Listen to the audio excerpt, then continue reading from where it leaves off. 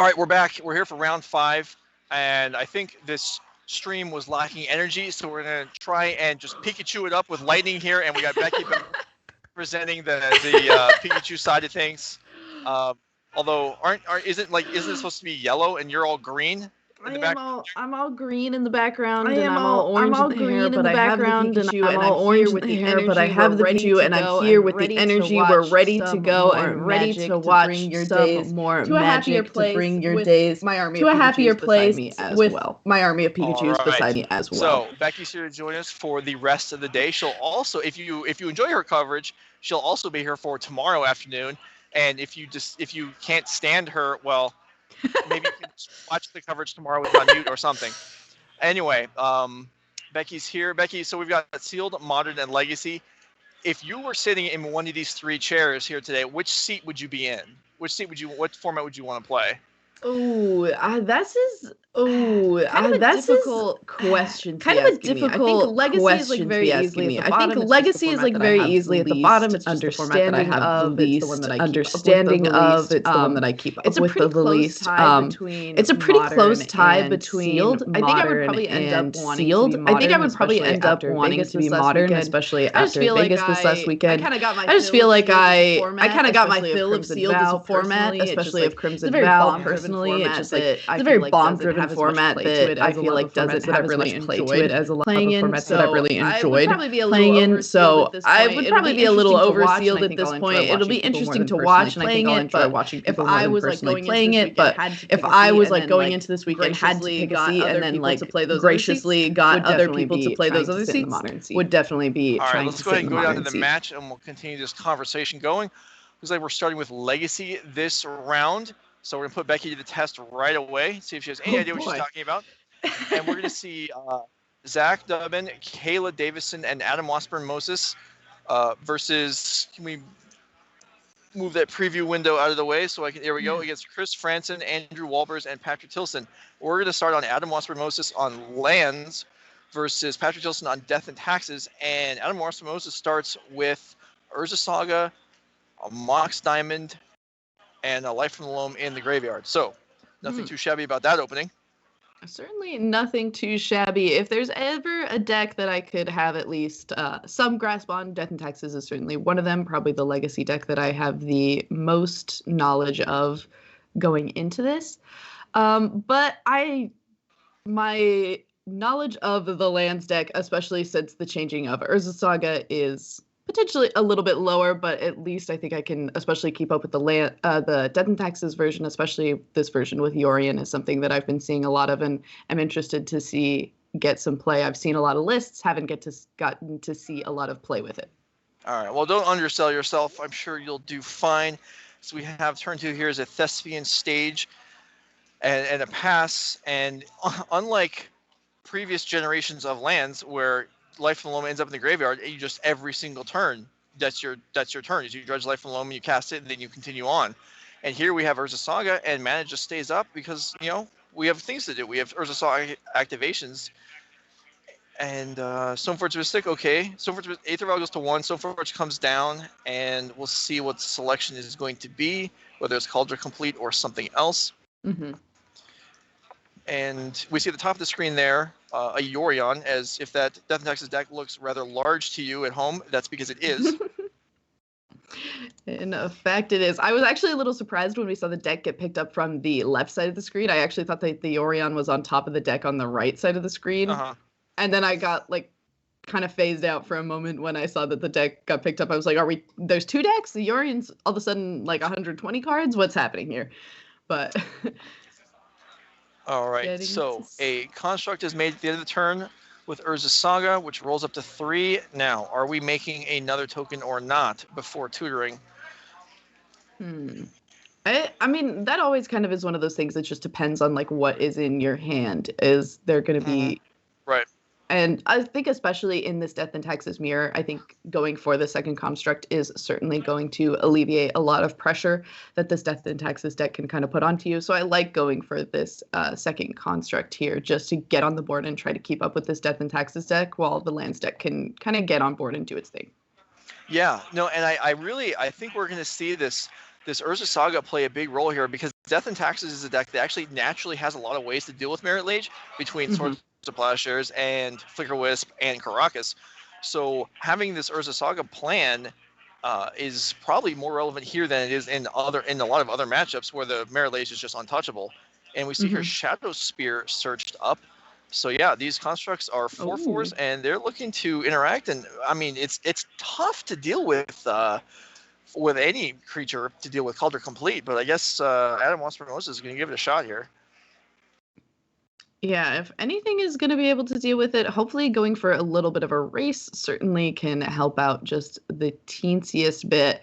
It does kind of make me a little bit concerned about what is in Adam's hand.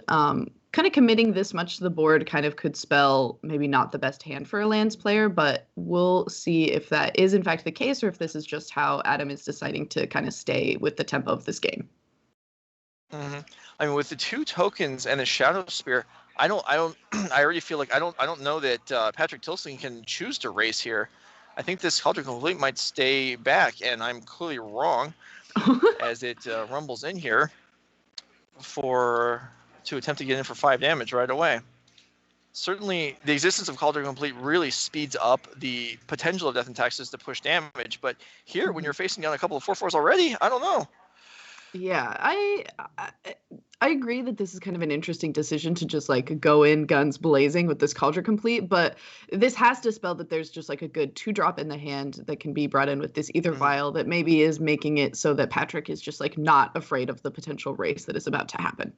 Right, and there's also a white mana available, and there's a Swords of Plowshares in the hand, I believe. So certainly a first potential swing can be somewhat negated by the defensive measures, but Adam Wasburn-Moses continues to ignore the Life from the Loam, which now actually can recur Urza Saga. But he chooses to, it looks like Dark Depths is in hand. So I think the only other card I can make out is a Sheltered Thicket. Okay, well that's certainly not going to amount to much. And there's another Life from the Loam, which could explain why he hasn't been in a hurry to recur the first one. That does make sense. And Saga comes back in, equip, and attempt to swing in. And this is going to get set back by the Swords of Plowshares. And yeah, Adam's got, decent game here. I mean, he's got to attack for just 3 now, which is a big, well, it's certainly a lot less than, 9, which is what I think he was counting on. Yep. And it was going to be okay. Well, yeah. So that's a Spirit of the Labyrinth getting traded off there for the other token. And now Adam probably needs Merit Lage to connect because he kind of lost his board position. Yeah, I'm in a big agreement with you there. And I kind of like that aggressive trade from Patrick Tilsen there. Spirit of the Labyrinth, maybe not the most impactful in this matchup compared to some of the like blue-red Delver sort of lists. So just going ahead and going for that aggressive trade and taking all of the tempo that Adam had built up on previous turns away from him, I think is a great play. And then just kind of continuing to do what this Death and Taxes deck starts to do best, which is just kind of getting in the red zone. Yeah, I mean, I'm sure Patrick was just hoping. It's like, well, you're probably only playing 1 cycle land, but maybe it's in your hand, and maybe I can catch the draw with the Vile Spirit of the Labyrinth. And it even was in the hand, but it doesn't come up. So we see some mana denial here. It looks like we're porting, and then we're Flicker Wisping a land to really try and limit what Adam can even do this turn. It's an interesting play, but I do think that in this situation, it is like bordering on one of the better plays that Patrick can be doing with an opponent at 12 and kind of another attack coming in for 6, just trying to keep Adam off of, as you mentioned, Dark Depths being one of the only ways, and that connecting being one of the only ways that Adam could really stand a chance in this game. I do like kind of just continuing to commit to making it as difficult for this lands deck to go off as possible. Interesting to see this Ether Vial go up to 4. Yeah. For a lot of lists that I've seen, that doesn't really allow you to play a whole lot, but I guess eventually could get you to 5. Right. I mean, 5's obviously a big number nowadays with Yorion and Solitude. But yeah, Adam has to be thinking the same thing. Like, what do you have rolled up here? It certainly narrows down the number of cards that he has to play around. And attack comes in here for, looks like 9. And Yorion is picked up. Oh, all right. So it must be just trying to get to Yorion Aether Vial counts. But 3 cards still in the hand for Patrick Tilsen does mean that it could potentially be something that I'm just not familiar with or not super popular to be played in Death and Taxes decks. Certainly would be a gotcha moment that could be potentially very interesting. And as we see a moment being taken kind of to think, I believe, on Adam Wasburn-Moses' upkeep to decide how we want to use this Rishon import. Just trying to see exactly what would be the best decision here to keep Patrick Tilsen from running into the face of a giant ice monster. Yeah, so we see here a Saga token is going to be made. And then the draw comes in, and then the Saga is going to sacrifice and tutor. And in response, looks like no. So Aether Vial, if Aether Vial was potentially going to activate, it's probably not going to, since you want to play around the possibility of a needle. And it's a Mox Diamond. Maybe. Well, Adam was considering a Mox Diamond there. Now he's going to rethink. But this is looking... I mean, it's not looking... He's just going to... Yeah, he's like, he agrees. He's like, you know what? This looks so crappy. I'm not even going to bother. Yeah, I respect it. I respect understanding that maybe in that game 1... that's typically how it goes for a lot of these Death and Taxes decks. The game 1, just the hate that Death and Taxes can pull out is just typically kind of too good for lands unless you're able to get a way to mow those creatures down going. And if that just isn't the case, you're kind of stuck into that situation that Adam Wasburn-Moses was. But now we're going to move into one of the decks that I would have loved to play if I was playing in this event, 4-color Elementals versus Gruul Ponza, but it does look like Gruul Ponza was the first to take down a match in this matchup, and we are now in game 2.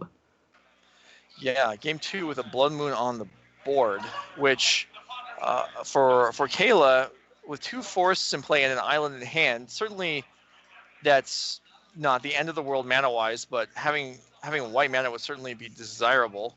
And we'll see what Andrew's able to bring to bear here, and it's a Chandra. Okay. That's, I mean, maybe not the worst thing for Kayla to be running into, but I do think that this Blood Moon is going to be particularly pesky. We do see that there is a snow-covered island in the hand for Kayla, so that helps out a little bit. Just trying to, I guess at this point, probably decide how we want to get rid of this Chandra, because obviously that has to go down before we commit any creatures to this board. Oh. Is that an Abundant Growth? It is. All right. So Abundant Growth going to come down and turn that forest into any colored forest. Now, Abundant Growth, maybe we could, if we can pop that up, I think, because I know Utopia Sprawl has to enchant a forest. I don't know if Abundant Growth has that disclaimer or not. But no, okay. Abundant Growth and draw enchant a land. Yeah, okay. So loading up the forest here. Given the choice, I feel like I might have loaded up a non-basic, which is just going to be a mountain anyway from Blood Moon, because it's possible I'm wrong about this, but I believe a non-basic with Blood Moon in play and then an Abundant Growth will tap for any color. Oh. Based on the way that Dryad of the Elysian Grove works. But this will work just fine with this forest making white mana, and Blood Moon is gone. So Kayla escapes from under that first Blood Moon, and we saw another Blood Moon get exiled to Chandra. So another one comes off the top. Well, there you go. Oh no. Now in this particular case, though, if my understanding of how the cards work is correct, Kayla is going to benefit from doing it the way she did it, because, like I was saying, non-basic with Abundant Growth would tap for any color, but then because of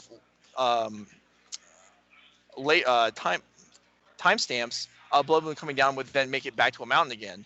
This way, it'll still work. So she actually is rewarded for the choice that she made. So good for her. It's nice to see good play get rewarded. Chandra pitches a fetch land out of existence. And, Andrew's hand is, I believe, 3 Furies and a Blood Moon.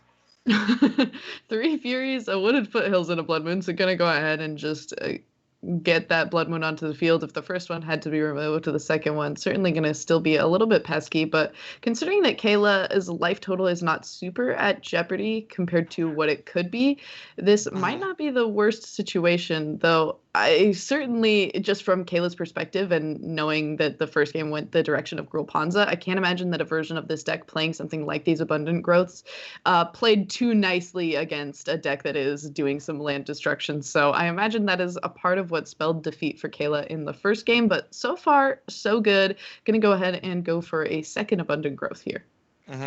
Okay, so she does put this, let's see, where's it going to go? So this one goes on a Windswept Heath. Well, she's not sure. Okay.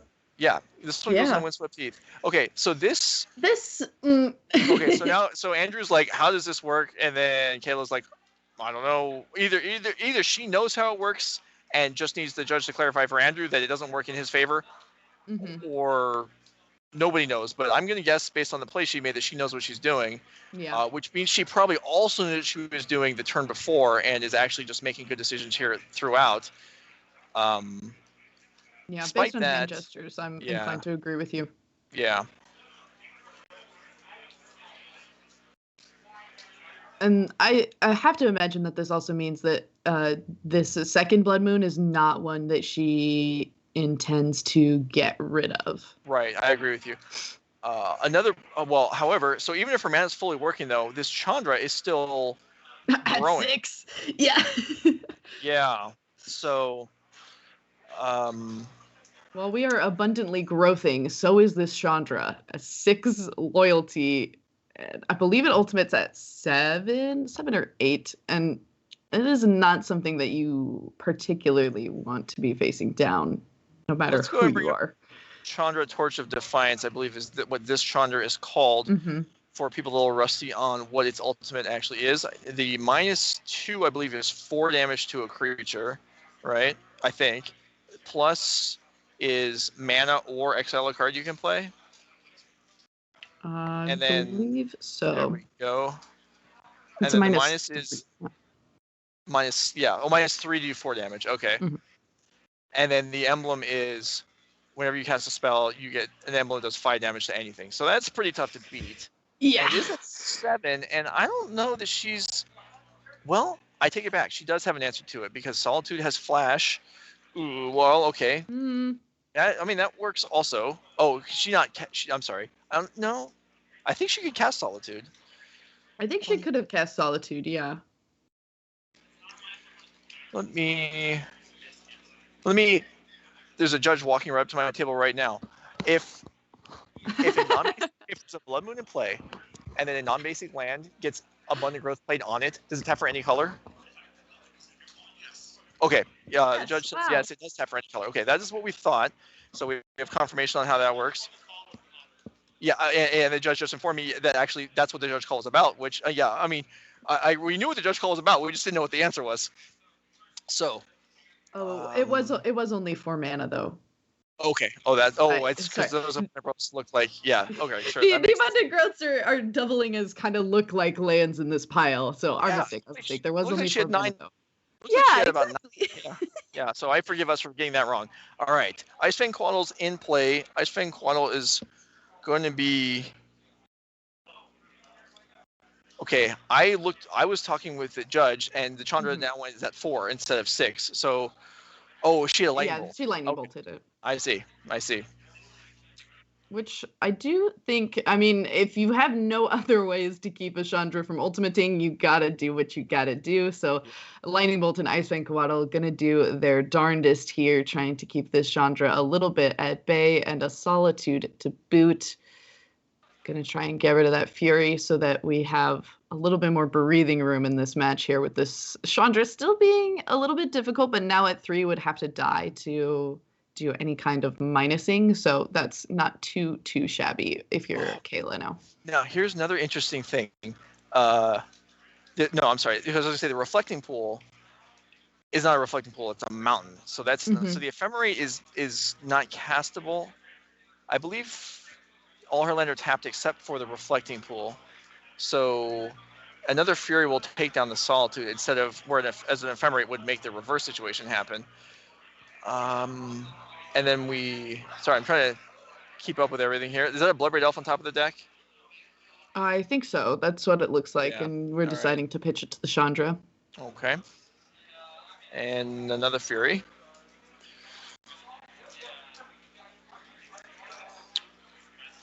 Oof. Taking down both creatures, yeah. And so this Blood Moon is still continuing. Even though Kayla has a decent amount of mana, having a white source there would have really made a difference. And it's just not feasible with her wanting to cast the rest of her spells.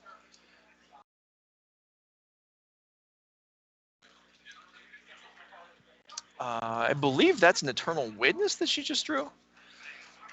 I believe so. And I do think that is like one of the kind of better cards if you're like going to be playing Ephemerate. I've been seeing a lot of 4-color or other just like elemental strategies starting to play Eternal Witness, just because it's another great card. If you're going to play Ephemerate, you might as well play some other really good ETB effects to go along with it. And, you know, Eternal Witness just so happens to have one of the better ETB effects.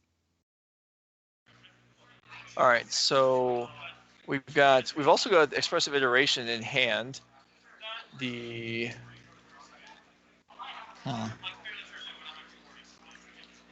So there's 1, 2, 3, 4, 5. There's 6 land in play, I think. So we have enough mana to potentially go for Iteration into a land, into Witness with Ephemerate mana up, but she isn't greedy enough for that. She's just gonna She's just gonna get rid of the Blood Moon now, and not take any chance. And having a Flood Strand is big because if another Blood Moon comes down, she can get a Plains in response. This is a pretty interesting game. This is a really interesting game, but I think like kind of the weird creep that is happening is that Kayla is slowly losing life while Andrew is kind of slowly gaining or like staying in the same place. And I think that if this tempo does kind of keep up, Kayla is going to eventually just have no decisions left to make because her life total is going to be so low, and that could potentially be the bigger problem that is slowly happening in this game. Maybe. It definitely could happen. Okay, another card flipped up. Forest. Kayla goes to 9. This is going to be... So this Eternal Witness can block the Fury if it's allowed to, which I'm not sure that it will be. And here's another Fury. Shoot the Witness. Definitely does not want... Oh, all right, yeah. Yeah. So as you mentioned... Instead of being able to block and then Ephemerate to fog the attack, instead that's off the table, but the Witness is still going to survive, and then she'll have to choose whether she wants to give up the Witness or go down to 2 life with a Chandra on the board, which is uncomfortable. Yeah, not where you want to be by any stretch.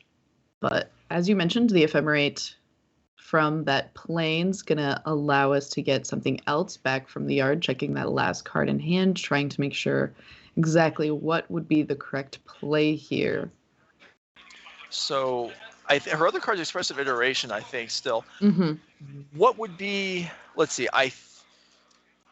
the only way we can get anything out of the Ephemerate, I think we have to get back Solitude, Chump Block, and then on her upkeep with the Ephemerate suspend, or whatever it's called when it's rebound.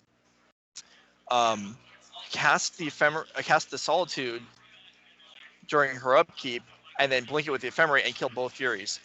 Now I know that works on suspend. I don't know for sure that it works on rebound, but I'm not sure. I don't know if it works the same way or not. Anyway, Dash Ragavan comes in, and Kayla's under an awful lot of pressure here.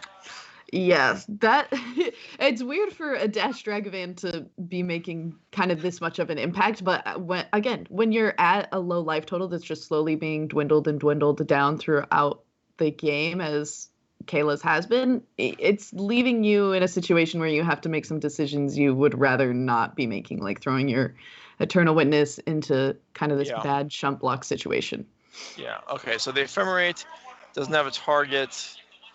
Kayla draws, and she's going to need some help from this Expressive Iteration because the rest of her hand doesn't have enough right now. Definitely not looking too bright, but hopefully this iteration can give us some options, but it looks like it's just a Lightning Helix and 2 lands. Okay. A Lightning Helix and a Lightning Bolt is enough to keep her alive. Oh, yeah, that's technically true. So, okay, both Furies bite it, and she has a couple. Yeah, she has one turn, I guess, because this Arbor Elf actually. Yeah, we have these little. Oh, there's a Yorion. Okay, that gives her a play for next turn. That's true. But it's so hard when you're still just like staring down this Chandra who's slowly just gotten to tick up and up and up every single turn here. And it's been a land almost every single time. Yeah. Kayla drops to 3. I think there's another Ragavan in hand. Oh, I'm sorry, that's a Clothis. Well, that's probably worse. Yeah. I would say that the Clothis is certainly worse, especially when you know one of Kayla's probably better draws is probably something like another Eternal Witness, or it would certainly be a good draw, especially with this Yorion as well. So it's got to be a little rough to have something like a Clothis about to come down to cull your graveyard a little bit. Yeah. Eternal Witness would be okay. Omnath would be excellent, as there's already a fetch land on the board. And counted by Abundant Growth randomly. Let us see. What is she able to muster here? That is a burn spell. Lightning Bolt is... Well, Clothis is at 6. Well, Clothis is at 6 devotion. Actually, it's almost active as an attacker. Yeah. That's rare. Yeah, pretty rare, but also pretty spooky. Also has the ability to deal 2 damage along with this Chandra. Both would put Kayla to 1 in this situation, and that takes away the ability to go for things like a fetch if we were able to draw something like an Omnath. And it's just slowly everything is kind of like walking on pins and needles for Kayla right now. All right, so one. Let's see. One maybe minor thing. I mean, I would have preferred to tap the Windswept Heath that had a growth on it for. Well, I guess you're just gonna re-enchant them. This doesn't matter. For mana before you cast the Yorion, but it works. It works this way. It works this way. I don't. How much mana does she have? 1, 2. I think it's she's 4 now. Yeah. That is 1 short. She could shoot the Yorion, but to gain some life, but that's a play. I don't think she has enough mana. She doesn't. Yeah. It's done. All right, Andrew Wolbers, with his Ponza deck, that's just Blood Moon red, and then green, good stuff. Yeah, and just deal with it. And as often happens, it's hard to keep up with all this stuff. Clothis, Chandra, they're hard to remove cards that consistently do damage, and it's enough to take it down. For some reason, my brain assumed that we were going to go to Sealed, but then was very surprised when I saw Yorion on the field and then Crucible of Worlds, and I was like, whoa. But we are back to the Lands versus Death and Taxes matchup, if your brain is slowly catching up as mine is. Looks like we see a Yorion equipped with something. I can't quite make it out without seeing the art, but... Also a Relic of Progenitus in play, and it looks like we do see a lot of things exiled. Interesting. You don't need to see the art. That's just, you can see it says sword. I think it says sword and then some very short words. And if it's sword followed by very short words, there's a decent chance it's sword, fire, and ice. Yeah, it's fire and ice. I wish I could show you my screen. It just looks like it's 3 pixels, and I'm without the art. I'm guessing kind of on what it might say, but I think Sword of Fire and Ice is a likely candidate. It doesn't say Cauldron Complete, I'm pretty sure, as that's unlikely to be on the Yorion. Okay, so we're seeing a Pithing Needle come in here off of an Urza Saga, I think, even though I don't see the Urza Saga, but I'm sure it was just thrown off the board. Mm-hmm. And then let's check out Adam Wasburn-Moses' side of the board. He has Crucible, like you mentioned. We have a Tabernacle, a couple Constructs, and a Mox Diamond, and a Caracas. So we have all kinds of stuff going on. Yeah, all kinds of stuff indeed. This is kind of a hard situation where I feel like because we're coming into this match like a little bit late, it makes it that much harder to kind of decide what exactly would be the pick for this Pithing Needle. All right, so maybe we can get someone to inform us what this Pithing Needle might be naming. Meantime, with Crop Rotation away the Caracas, which was a way to deal with Yorion, but that's being tossed. Although the Caracas can be replayed. Are we? Oh. I'm confused on why the Caracas and the Crop Rotation didn't end up in the same zone. Yeah. There is a Relic of Progenitus that got activated. So, okay, I think the graveyard was empty. Caracas went into the graveyard and got immediately eaten by the Relic, which is unfortunate for the Crucible, but I was going to say if Yorion has a chump block, but at Patrick Tilsen, if the light tools are correct, is at 21. Oh, we could take a hit. All right, one token is dropped.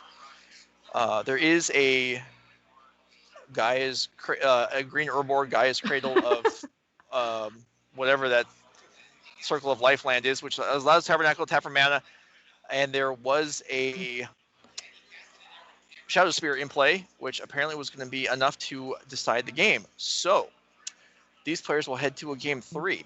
Do we have deck lists we could use perhaps the first time today and see what these players' sideboarding actually looks like? We haven't used deck lists today. I don't even know if we have them available, but if we do, let's have it up. This Death and Taxes. Okay, we'll just go to limited. Oh, there we go. All right. Oh, no, and they're using flip cards that we can't see. They're cool. Okay, but we do see, I believe that is a Catilda, the spirit that gets power and toughness equal to the number of spirits and enchantments you control. Yeah, that is a nice one that I have only recently had the experience of getting beat up by. Yeah, when it starts to go off and get big, it goes off and gets big. And especially the lifelink that is on it allows for you to get a lot of kind of just equity back into the game. And Chris, I have to assume, probably played it this turn with those 3 planes tapped and being at 4 life. Can't imagine that was in play for all too long. Okay, and we're being informed now there's a judge call in progress in this game. Not going to really speculate as to what it's not apparent to me what the judge call would be in regards to, so I'm sure there's some interaction that either already happened or something. But anyway, I guess we'll go ahead and go back to, I think you can see what the flip card actually is. Okay, it's a child with the pack. Yeah. All right, let's go back to Legacy while those players are waiting to figure out who broke the rules or what card was misinterpreted in some new fashion. So back to Legacy. New cards, new fashions for cards to be misinterpreted in. Yeah, that happens.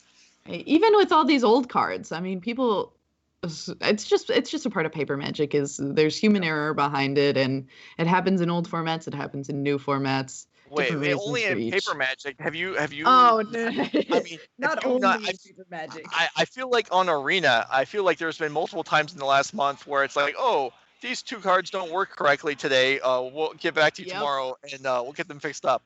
So I don't think it's just paper magic. It's just somewhat differently and how it manifests. You're totally correct. Looks like Lance player taking a mulligan. Lance the deck that can mulligan fairly well because of Life from the Loam. So as long as they have the right tools to get started.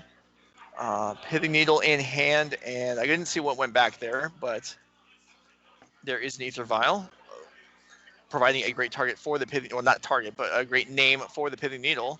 Mm-hmm.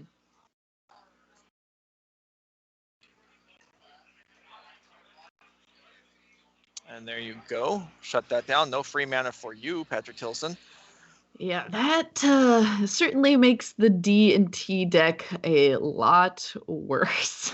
Yeah, it really just makes all your mana intensive lands now conflict with your actual creatures, like Stoneforge Mystic as activations. But Patrick Tilsen will soldier on, needing, if Patrick Tilsen is able to win this game, then the team of Franson, Wolbers, and Tilsen will win the match. If Adam Wasburn-Moses can win this game, then the match will be decided in limited, where his team is up a game, pending the outcome of whatever judge call is going on. So yeah, I do think that it is a little bit of an uphill battle for the Death and Taxes deck, especially kind of in these sideboard games. There's kind of a lot of just like incidental ways for the lands deck to just like mow creatures down. We didn't see it in that first game, but I think that we saw Adam Wasburn-Moses kind of keep an interesting hand, potentially not knowing what the matchup was and just thinking that the Urza Sagas and the ability to make a bunch of constructs was going to be enough, and it just ended up not being the case.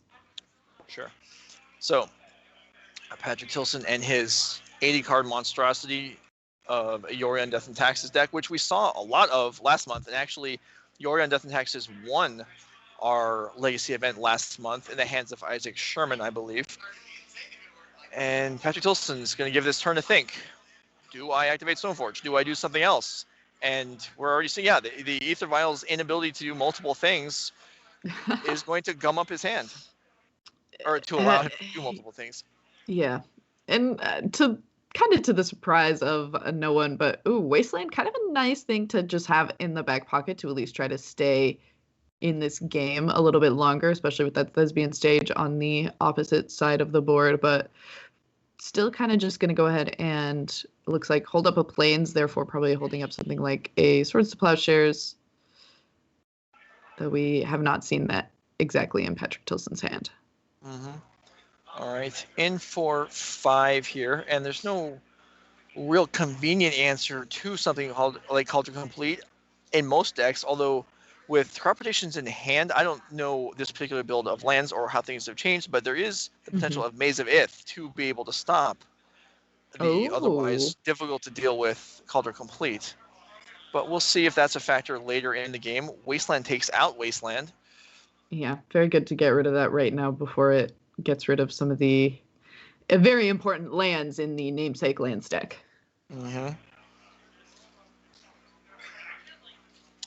And Patrick Tilsen looks like he doesn't have another mana source.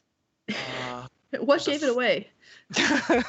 the prototypical Magic player frustratedly flicking cards back and forth in the hand, realizing I don't have what I need. Yes. Crop rotation for Adam Wasburn-Moses. Now, if this is getting a utility land, then he's going to be fairly shy on mana as well.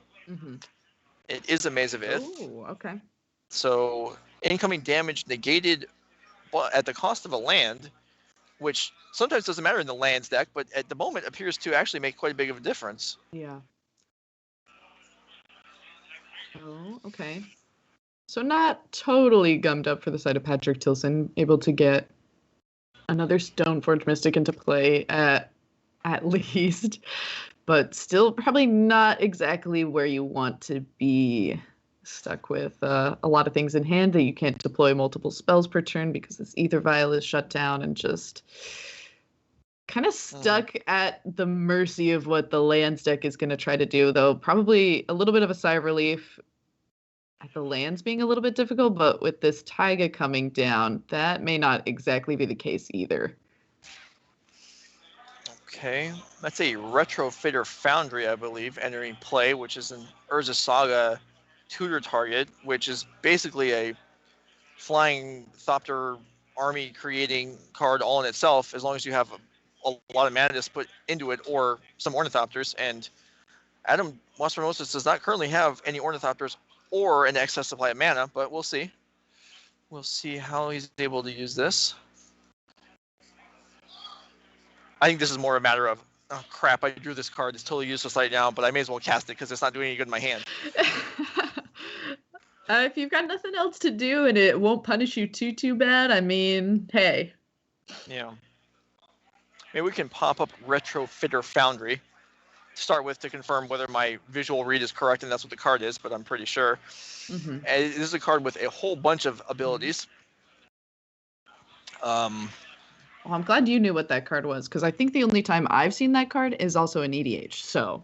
Well, it saw some play in Ninja's decks because they had the Changeling Outcast and the actual Ornithopter as two sets of things that could actually turn into the big 4/4s. But for the moment, it's not going to do anything. But Patrick with a whole bunch of cards, but only 2 mana, and he's going to choose to go with Stoneforge Mystic activation. It looks like he's not sure. Oh. Okay. Oh, we do have a land. Yeah, and that's significant. All right, take 1. And the limited match is now tied, as Chris Franson has won game 2. Mm-hmm. Got that Catilda on the board. Got some life back from being at 4. Must have helped a lot for the black-white seal player. Survived the judge call, whatever it might have been. Or maybe Zach Dubin was awarded a penalty. And that was the result of the game. We don't know. I'm just speculating for fun, not with any suspicion as to what actually happened. All right, the green Orborg, Cradle of Gaia, comes down, and Batterskull comes down on the other side. So Maze of Ith now actually taps for mana if Adam wants it to. Mm-hmm. I believe there's another crop rotation in hand, so there's possibilities for Merit Lage this turn, I think. Mm-hmm. And that would be bad to attack into, but I don't think Patrick Tilsen has a ton of options and it doesn't have a ton of options, but also has pretty clearly displayed having a Swords to Plowshares for the majority of this game. So yeah. I do think that going for this kind of aggressive Flicker Wisp and trying to get a little bit of information first, see if we can get that Merit Lage onto the field and then just take care of it. It does feel bad to have your opponent gain 20 life, but that's kind of a common, maybe not super common, but certainly a play pattern that Death in Texas has to do against lands. Yeah, people are used to that. Now, the Flicker Wisp coming in here, so there was the option of just attacking in if there's a crop rotation, Merit Lage gets made, and then post-combat you Flicker Wisp, but that is not what happens, as the Maze of Ith is just wiped. And Force of Vigor is going to come out. Oh. Okay. So Pitchcast Force of Vigor with that other crop rotation takes down the Batterskull and the Ether Vial. Now, the Ether Vial wasn't doing anything, but still, you have 2 targets, and color complete doesn't matter. So Batterskull gone. Some damage still comes through. Oh, there's the I'm sorry. The Exploration got pitched. Crop rotation was still in hand. Pitched. Yeah, okay. See, our hero was feeling bad for Adam that he hasn't drawn any explorations in the whole match, but he actually just doesn't even care. He's just willy-nilly tossing them. And I don't know that we've had a ton of extra mana, but it could be wrong. We're really not going to have extra mana now because Adam is going for it and going to run into a Swords of Plowshares. And now no cards in hand. 1, kind of 2 lands in the Maze of Ith coming back. Ooh. So a Life Alone would be a very, very useful draw right now. Oh, it would be so good. We can't see the graveyard. Maybe there's one in there, but I don't know that we've seen one this game. I don't think we have. Draw off the top is a Life Alone. It might have been Urza Saga. It was. Oh. Okay. Well, that's something. Yeah, not the worst, and you just gained 20 life, so you're in this game for a little bit. We just gained 20 life, and we're at 25. That isn't fair, but I guess we took a beating during combat that turn, so that's how things go.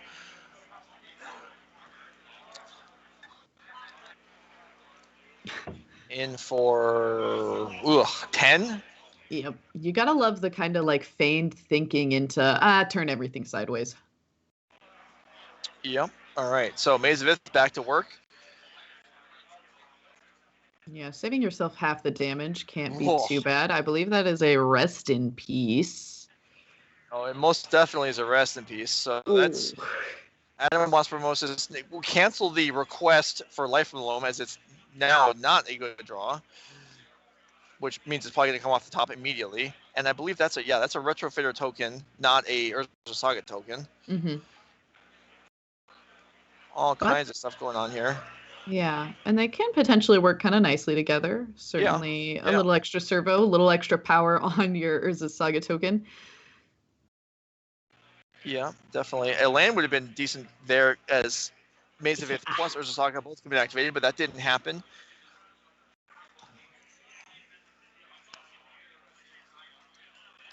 I actually kind of have to admire how nicely Yavimaya Cradle of Growth goes into this deck.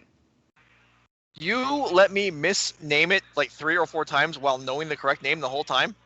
Oh, I thought you were purposefully, like, jokingly calling it different names. I mean, I was having fun calling it Urborg Green Cradle of Yavimaya, but I also was looking for the actual name of the card and failing. I'm so sorry. I thought you knew and you purposefully were calling it that. Well, that's a better story. Then when we retell this, there's no witness. There's probably nobody watching on Twitch, so we don't have to worry about that. So that's what happened. Joe knew the name the whole time. I was just being playful. Also, the other limited cards that I couldn't name this morning, same thing. Yeah, of course. I'm here. I've got your back. Right. All right, barely pushing through any damage here. That Flicker Wisp is a 3/1, does die to a Flying Thopter, unfortunately.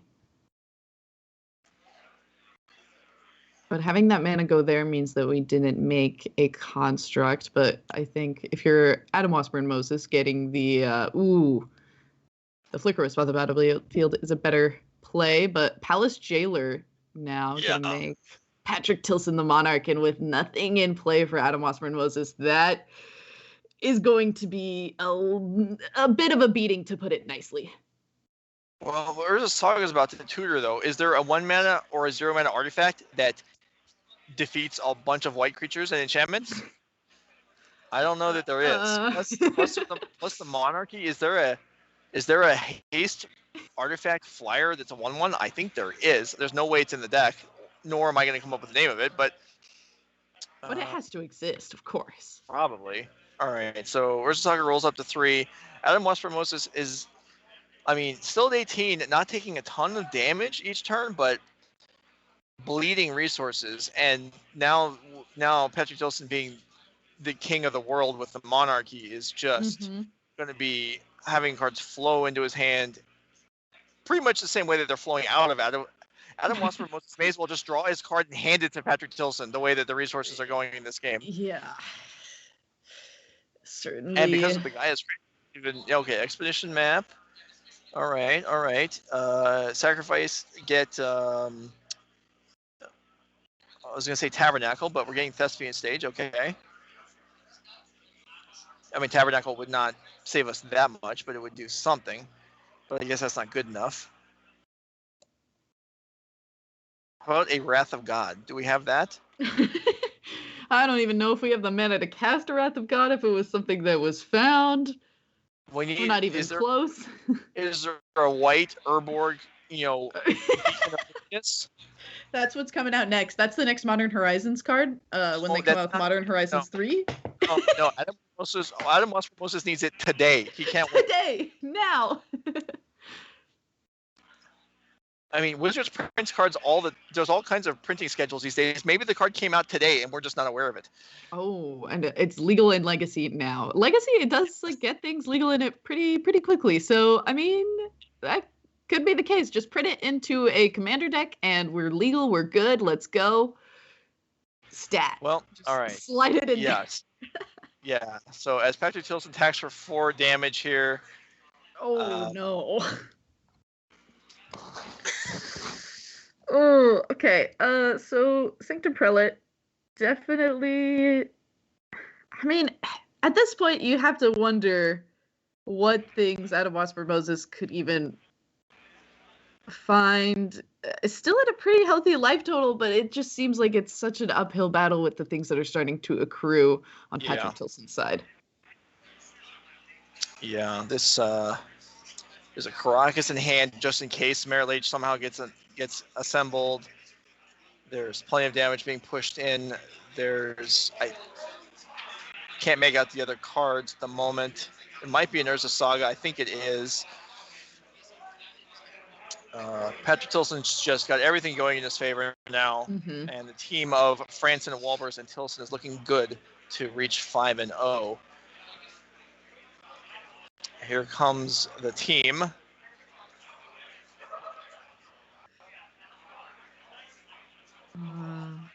Looks like we're checking how much damage Sanctum Prelate does just to continue to flicker Cauldron Complete or remove Cauldron Complete from combat. This is when you look to your left and ask Kayla Davison, are you sure you lost your match? Are you 100% sure? Yeah.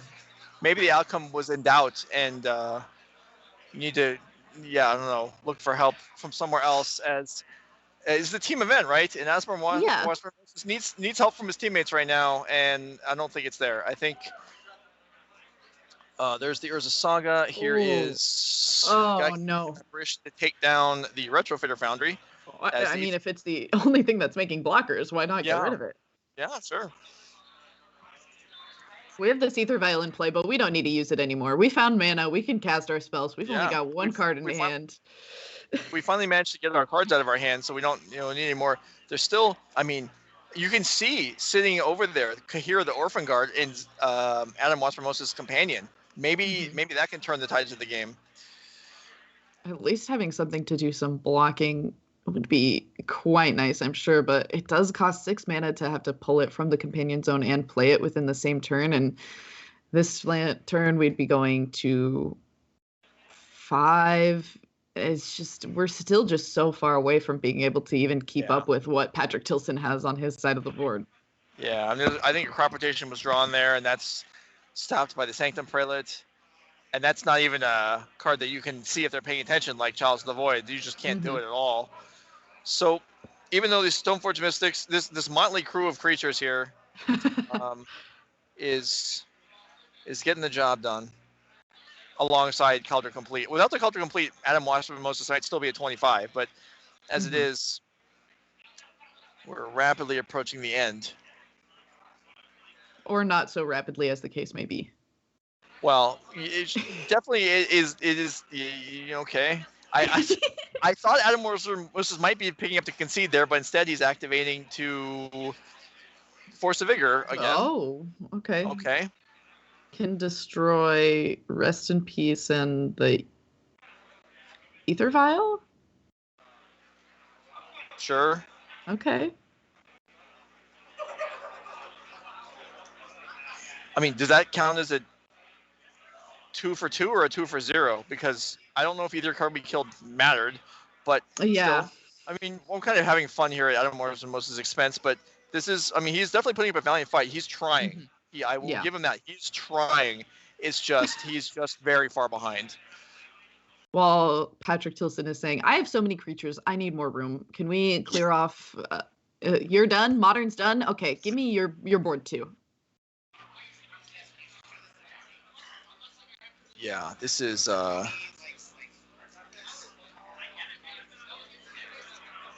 yeah, and you know what? I'm sorry, I've missed out. The I believe this germ is well past the qualification for being named, as it is swung in quite a few times. So I think this germ, it's looming, and it doesn't actually done anything yet, even though it seems scary. So we'll call it Omicron. There we go. And see what else Patrick Tilsen has to do here. There's a Yorion, sure.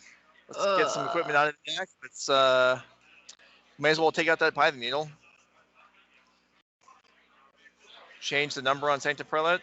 No, we're good on 1 probably. Patrick Tilsen's like, all right, are you sure you don't want to concede? Are you sure you want to keep playing? Yeah, it's hard because I don't know, regardless of the sealed outcome. Yeah. It certainly does not really matter if Patrick Tilsen is going to take the match, but potentially just holding on some hope.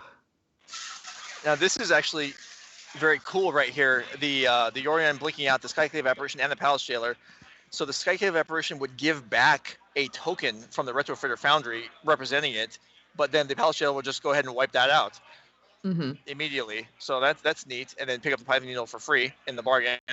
Sure, let's draw a Sword of, or let's tutor for Sword of Fire and Ice and Shadow Spear. Adam Wasburn-Moses is not giving up. He's fighting for his team here. And his deck is good, and it can do magical things, and let's see it. You're not wrong. It is good, and it can do magical things. Can it cast Wrath of God? I don't think that it can.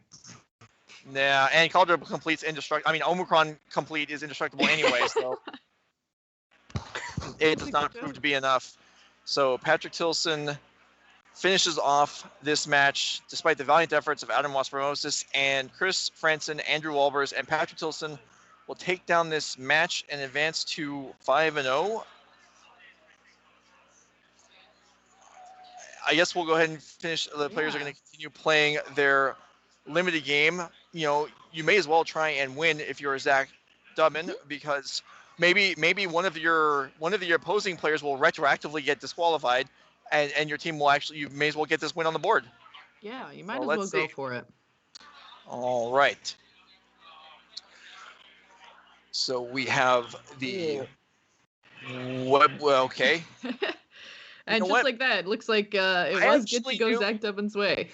I actually knew all 4 of the cards on the board, and the odds of it happening are not that high for me on site. And I knew them all, and then the game was over with anyway. All right. So. But you knew what was happening.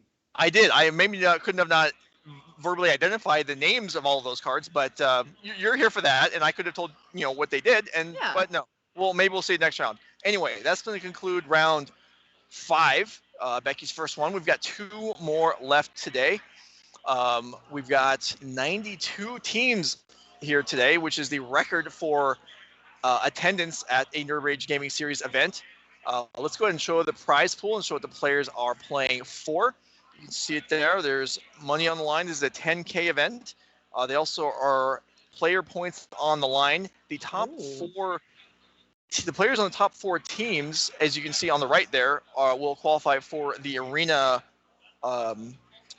weekend. Oh, the weekend qualifier? Yeah, the weekend qualifier.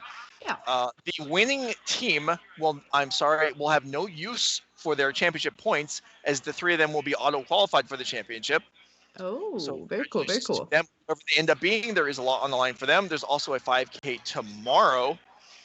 Next month is only in 2 weeks, as we had to go earlier in the month because of Christmas and such things as that. Yeah. So we have our weekend next month is December 11th to 12th in Milwaukee.